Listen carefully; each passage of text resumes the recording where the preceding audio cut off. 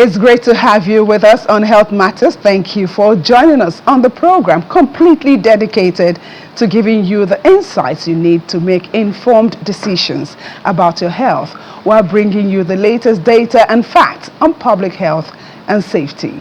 I am Yomi Otaigbe. I'm sure at some point you've been told about the importance of managing stress. The daily hustle and bustle to make ends meet is very real, but how often do you deliberately schedule time for quality rest? Today we'll be highlighting the importance of adequate sleep, the ultimate reset button our bodies desperately need to function at their best. Do keep it locked right here on Health Matters.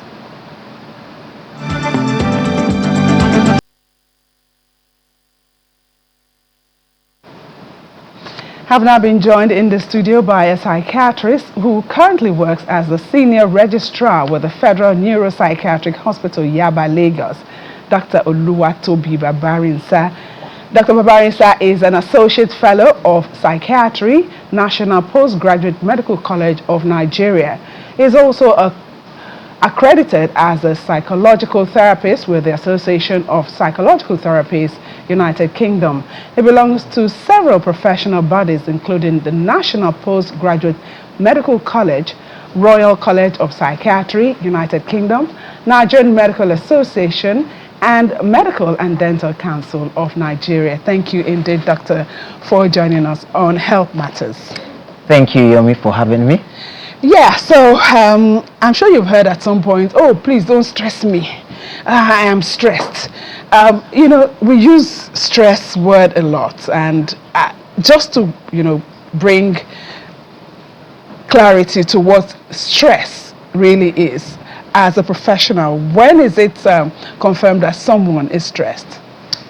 Thank you very much, Yomi. You've rightly introduced the subject matter because stress means several things to several people. To a young toddler or to an elderly person, a man, a woman, to a nursing mother or a top executive. But to operationalize what stress means, we look at the World Health Organization's definition of stress, which defines as stress as a state of worry or mental tension due to a difficult situation. The International Stress Management Association also defines stress as an adverse reaction that people usually experience when they probably are under extreme pressure or they have to handle other demands placed on them that probably is beyond their current capabilities. So irrespective of who is experiencing a condition that can be termed as stress, whether it be a student or a worker or a family person, I think we must appreciate the fact that there is a strain on that person and probably beyond the capacity of the person to handle, resulting in some reactions to it, essentially. Okay, and as you've mentioned, sometimes we have to go through, the hustle and bustle of life. Mm-hmm. And yes, you can be temporarily stressed.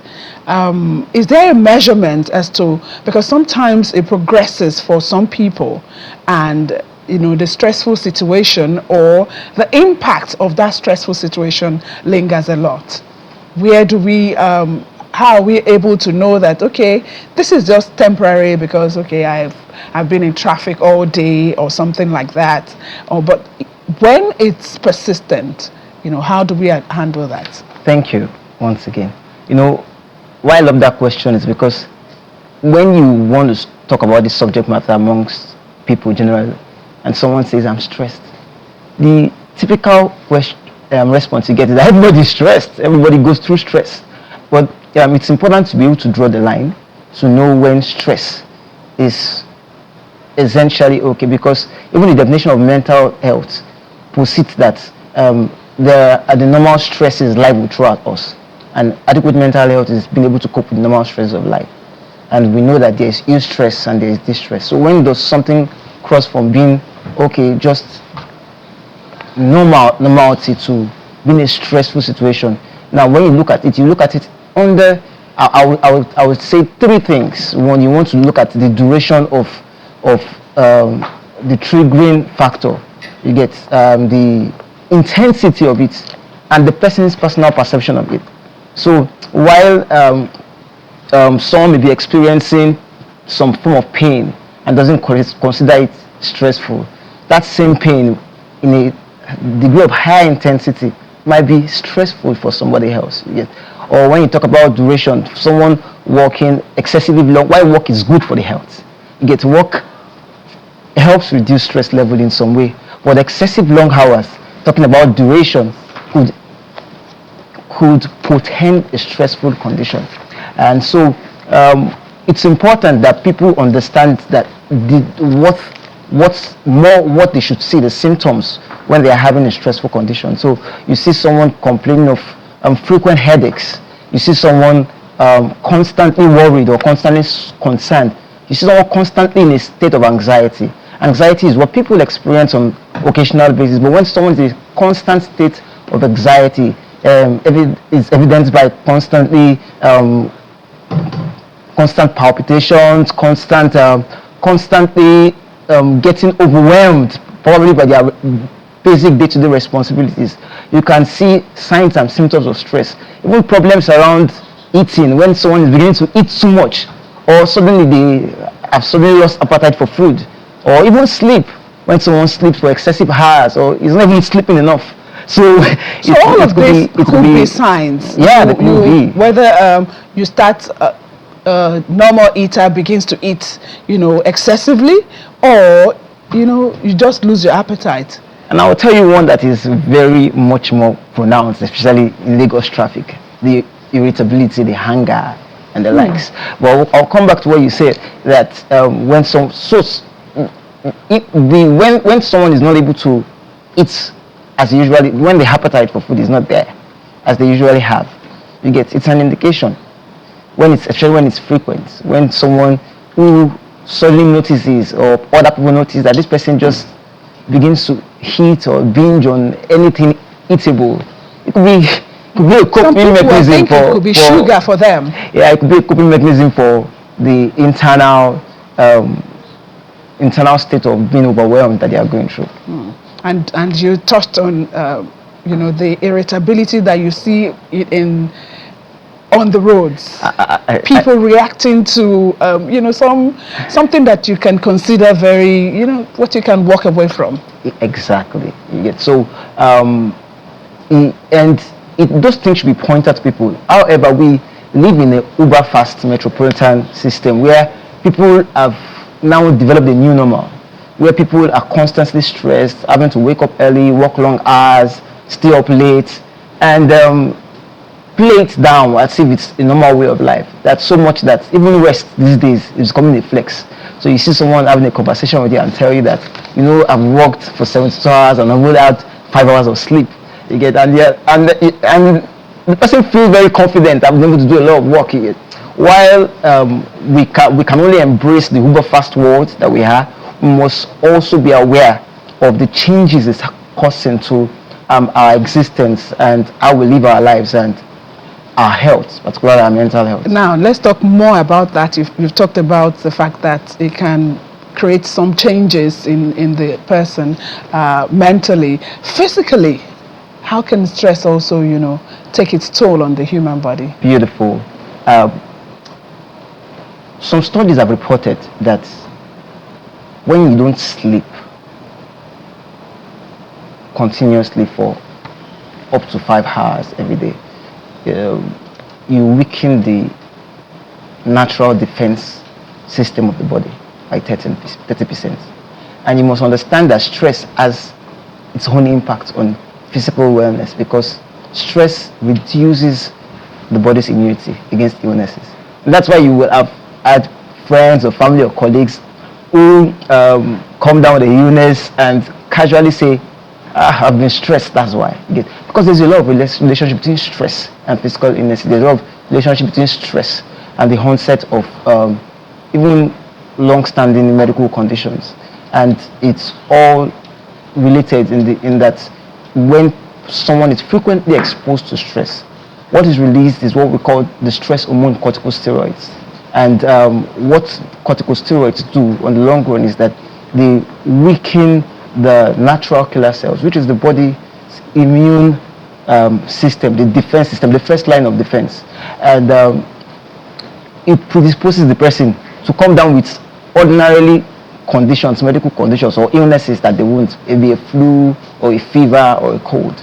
So he has stress has a lot of sequelae, both on physical, social, and even mental well-being. Now let's narrow it down to sleep. You've touched on it because, as you say, some people would actually brag about it, you know. And I see also online, oh, if you have to be successful in life, you have to sleep less. I guess you've seen it too, you know. So let's talk about the importance of sleep in stress management. Thank you very much. And it's important that we correct notions and parts that might be existent as cliches, but are not true. You get, when people attribute success to reduced sleep, what we talk about is people being successful on people. When people talk about success without having adequate sleep, you get, it talks about success that is tenured, that cannot be enduring, because there is no health without mental well-being, without mental fortitude. And when you look at sleep, it's important to understand that sleep is of great importance to an individual, and that rest is restorative, especially when sleep is deep. It's important to understand that people who sleep better live healthier and longer, and statistics have come to prove that over and over again. So why sleep is an antidote, you get, ensuring good sleep is an antidote to stressful conditions. It's important to note why people also do not even take time to sleep. Okay, we'll go on a very quick break. When we come back, we'll talk more about how long the duration of sleep, and speak more about the benefits of sleep in the body. And it will be time for you as our viewer to join us in this conversation. Do stay with us on Health Matters.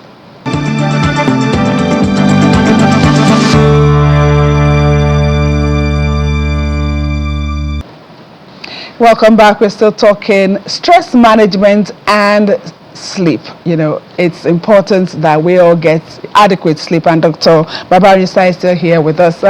So you've mentioned that adequate sleep is, and the quality of the sleep. You said deep sleep. Can you explain that? So a lot of time people talk about the quality of a sleep just in its duration, and that is required that you sleep as an adult a minimum of 6 to 8 hours daily. While that is very true, there are also other things that are important when it comes to the quality of the sleep. And it's important that sleep is sustained. It's not often interrupted. It's important that sleep is satisfactory. So if you sleep into, I talked about the fact that there are a couple of people who are stressed, and the challenge is not that they are not sleeping enough. They are sleeping long hours, and their sleep is still not satisfactory. So in addition to having adequate sleep, it's important that you have satisfactory sleep.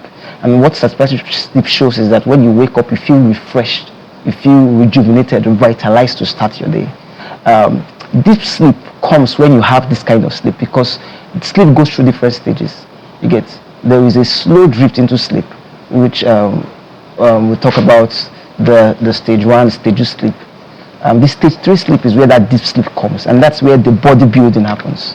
That's where growth hormone is increased, and that's where your body replenishes itself. Toxic radicals and toxins are removed from the body, and worn out cells are replenished. So when you have sustained, deep, appropriate duration and satisfied sleep, then we can say that person has quality sleep. Okay, now the next question will be, there's been the argument about when you sleep. Some people, owing to the nature of their jobs or for whatever reason, they sleep very late, say like 12 a.m. and they still try to make up that 6, 7, 8 hours of sleep. Does it count? Okay, so because there's the argument on the other side that no, you have to sleep from maybe around 9 so that you can enter the stages of sleep. Thank you for your question once again. It's a very topical question when it comes to the issue of sleep. Sleep, because not even we can talk about people who, by the nature of their job or circumstances, cannot sleep the customary 10 p.m. to 6 a.m. But we understand that even normal people struggle with sleeping early a lot of times in this fast world. So the first counsel should go to even every other person: the importance of sleeping early, sleeping on time. But for people who, by virtue of shifts or nature of their jobs, cannot sleep at the night hours, it's important that you structure your sleep in such a way that is healthy and it's quality. So like I say, I come again with my definition of healthy and quality: enough duration, 6 to 8 hours of sleep that is sustained. And so you want to be in such a generally the night time is the time of low activity, so you want to ensure that you're able to curate low activity around your environment when you're sleeping. So for such person, maybe you return for your shift or you're done with work, you want to make sure that you sleep in a very quiet environment. One of the things that also help induce sleep is melatonin. So you want to avoid bright light. So you want to sleep with your blinds. You want to sleep in a quiet environment, conducive, well aerated environment, and that person would also achieve good sleep when they make sure they curate their time after work for sleep. Okay, and does napping during the day also help? If you have the luxury. People talk a lot about power naps. But if I would liken your night sleep to a meal, I would liken power naps to snack. And nobody grows on snack, even healthy snack.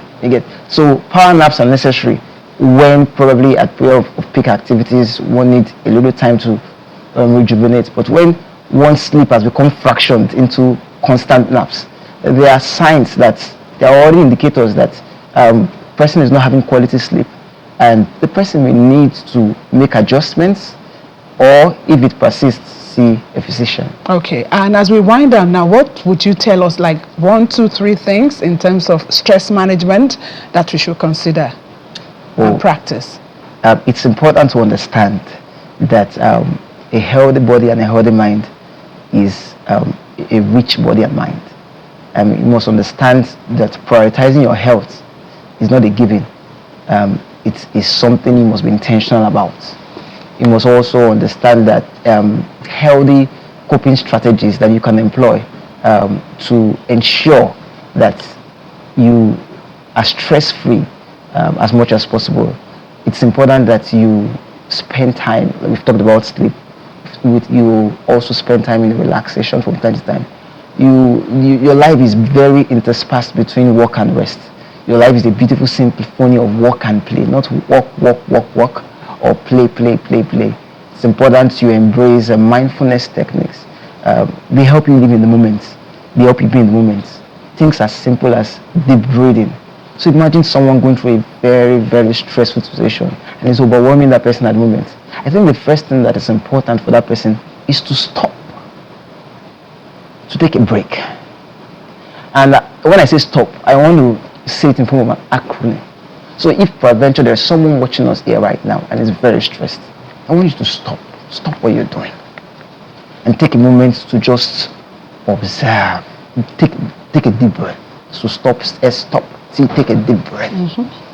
Breathe in, inhale out, exhale out. Then observe. Take a moment to observe the situation, and finally, it gives you time to process eventually whatever you're dealing with. I think it's important that we also embrace healthy sleep hygiene, and we should have hobbies, we should have pastimes that will fuel us also. Thank you so much, Doctor, for your time today. My guest on the program has been Dr. Oluwatoba Babarinsa, a psychiatrist who currently works as a senior registrar at the Federal Neuropsychiatric Hospital, Yaba, in Lagos. Thank you indeed for your time. Thank you for having me. Now let's head to our news corner to bring you health news stories from both the local and international scene.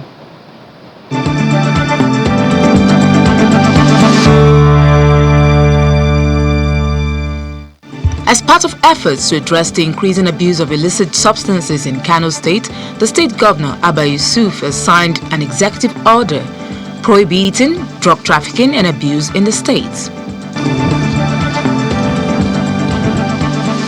The order and public safety emergency on substance abuse in Kano will outlaw all sales of illicit drugs on registered pharmaceutical without valid prescription. Governor Abba Yusuf also declared that order, which takes effect immediately, ensures restriction of movement across hotspots identified as epicenters of drug abuse between 6 p.m. and 10 a.m. daily in Kano.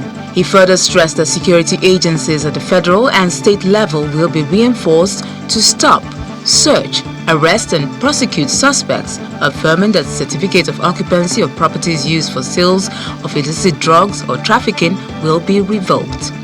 Shortly after signing the document, Governor Yusuf inaugurated an anti-substance abuse task force to execute the public safety emergency order across the state. The task force comprises of representatives of security agencies including the National Drug Law Enforcement Agency, the Nigeria Customs Service, the Nigeria Immigration Service and the Nigeria Security and Civil Defense Corps, as well as representatives of civil society organizations, traditional institutions, religious bodies, and some members of the business communities. The House of Representatives have stepped down on proposed legislation seeking to prohibit the production, importation, distribution, and sale of unbranded and unfortified edible oils in Nigeria. The sponsor of the bill, Mr. Chike Okafor, said the proposed legislation is aimed at protecting Nigerians from the health risk associated with consuming unbranded and unfortified edible oils. Its provisions also sought to promote food fortification, support local oil production through partnerships with research institutions, and impose sanctions on violators. However, the proposal faced opposition from lawmakers who questioned the need for a new law, arguing that agencies such as the National Agency for Food and Drug Administration and Control, NAFDAC, and the Standards Organization of Nigeria already have the statutory responsibility to regulate food products and ensure safety standards. Some of the lawmakers expressed concerns that the proposed ban could hurt small-scale palm oil producers. The House ultimately stepped down the bill for further legislative consideration.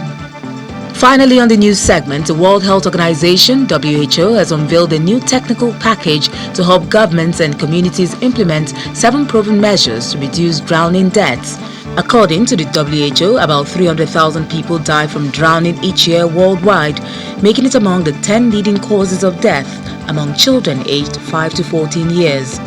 The report highlights that many of these deaths occur in rivers, lakes, wells, domestic water storage containers, and swimming pools, with more than 90% of drowning deaths occurring in low and middle income countries.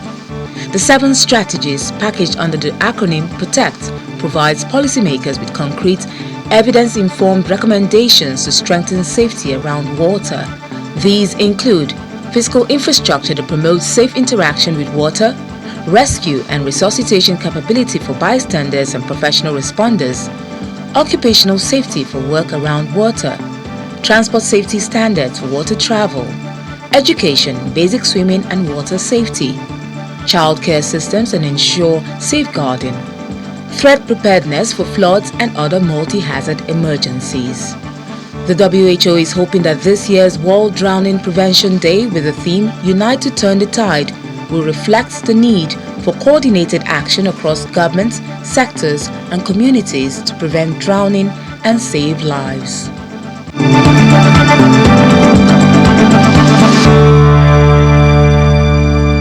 And that's how we wrap up Health Matters for this week. Thank you for your time on the show. I am Yomi Otaigbe. Do stay safe.